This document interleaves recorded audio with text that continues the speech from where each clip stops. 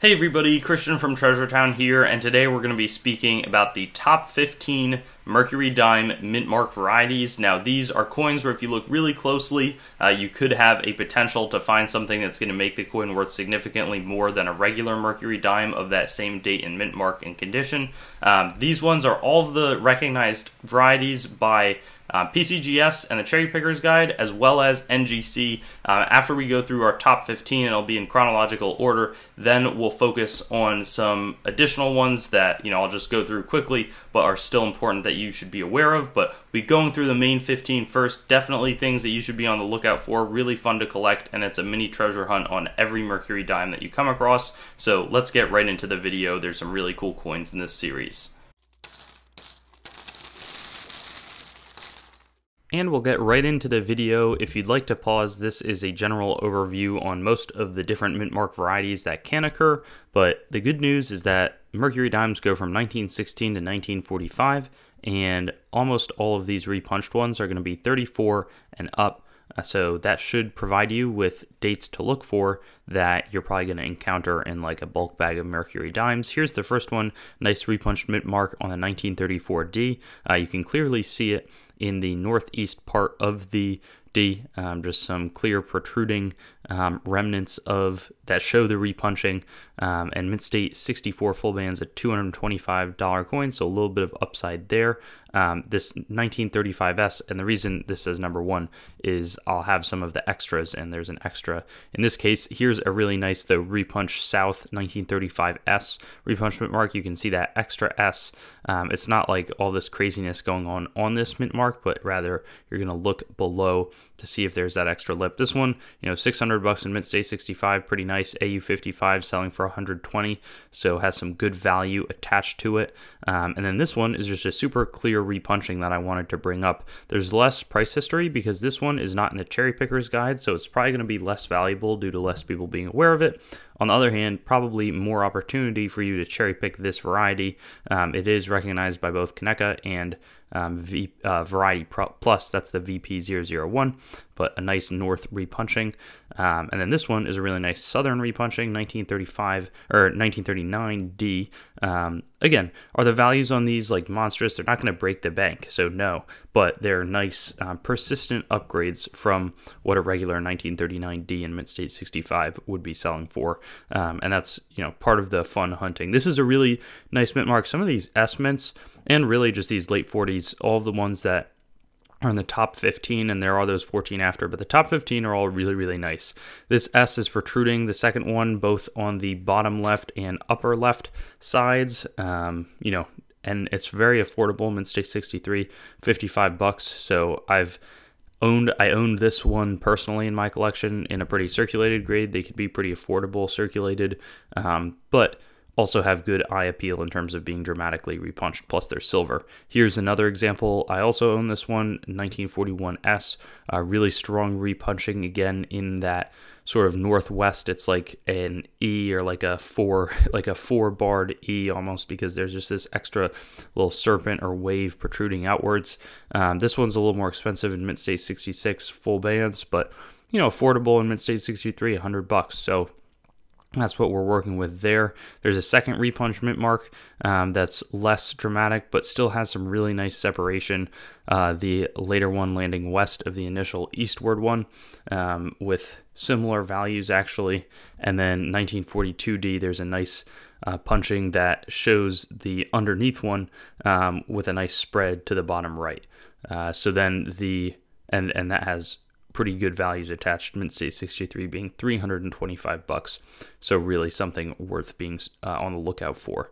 There's also the inverted mint mark, where the mint mark would have been punched upside down, so this lip should be coming in on the top. This is one of the more expensive varieties here. I found an auction that went to $1,000 for mint state 63 and one that went for mint state 65 full bands. But even in a very fine 35, this is a $200 coin, so that represents some significant value for an otherwise not that rare coin, just a regular 1942S dime.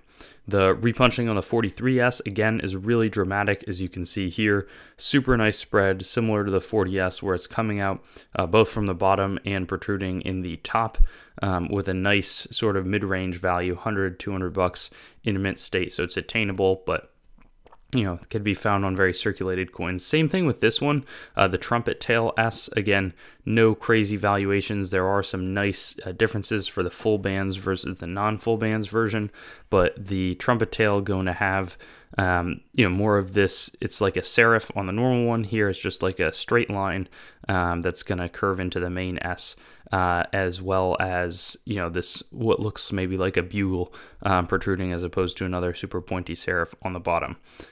So that is a great coin to be looking for, more of an alternate Mintmark. And then another repunch Mintmark, a strong one. These pictures don't really do it justice.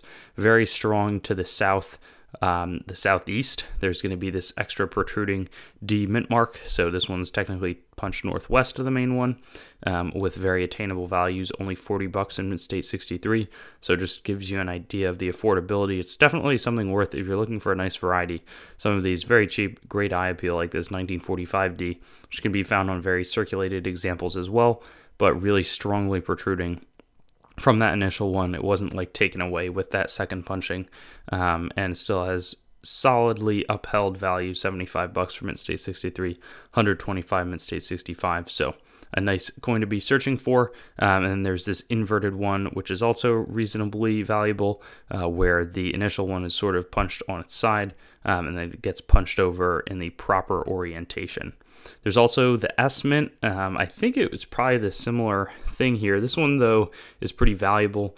F15, so fine 15 condition, going to be a $200 coin. And then AU55, $450. So definitely one of the standout value-wise, along with the 42S inverted. But this one, you should be searching, because as you can tell, these are not found super frequently in that mint state range. So if you could do that, that would be great, but they can, turn up in a bulk lot of junk mystery or Mercury Dimes. They could be mysteries. I'll zoom through these 14 extra ones, just pointing it out. But some nice spreads, 1934D, a second one here. And there's often not too much price history, because it's not like there's many auction records. There's low amounts that have been certified. This one, a southern repunching. Here it's protruding to the north. Then this one also in the south, sort of like a strong little bar there. And then here up north again in 1940, that Denver Mintmark, pretty strong, could have made the main list, but lost out at the end. Here, solid, reminds me of the 44D, strong southeast repunching. And then a second one that's more minor over here also in the 1941D. This one, you can see sort of coming out of the side, not quite as drastic compared to some of the other similar 40s S repunched Mintmarks, but there's some nice separation on that one.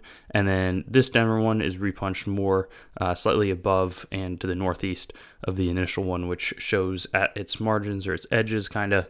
And then this one seems like it's just more of a northward spread. Here we've got, I believe, again, a similar northward spread. You can see a little bit more in the top, but 1943D, certainly not a date to overlook because of that. And then 44D is going to have a second repunching. This one more clear, north-south, a little bit of a bar there. And there's a few more certified at NGC. And then this one is a really nice one compared to the previous one, just super clear spread in that north part. There's one or a few on eBay, 300 or best offer and mint state 65 full band, so I say it's less valuable than that if you do come across one.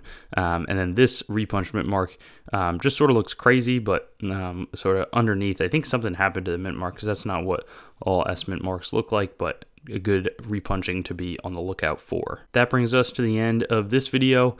A lot of repunch Mintmarks covered. You can always pause or slow down, especially in this end part. But some of these, really like the 45S, really like the 45D. All of these S mints, some really cool stuff going on here. So a great series to collect and can be cheaply found on eBay as well. Thanks for watching the video. I'd encourage you to like, comment, and subscribe to the channel to stay updated. I've also got Facebook, Instagram, and Twitter, so you can follow me there. TreasureTownYT.com is the main channel website. Definitely give that a visit. I've got a lot of information about me up there and the channel. CoinGrabBag.com as well currently redirects there, but it's some good opportunities for very fair grab bags, both made by me and other sellers. A lot of different options, so that's a good way to support. There's also TreasureTownCoins.com. In the future, my coin dealing operation will be done out of that website. CoinMeltPrice.com for updates on the melt prices of your coins, both US and world. A lot of resources in that website. And then CoinsMetalsCards.com being developed right now as a marketplace and news source for coins, metals, cards, and collectibles in general. So I'll see you on my future videos. Looking forward to seeing you there and hope you have a good day.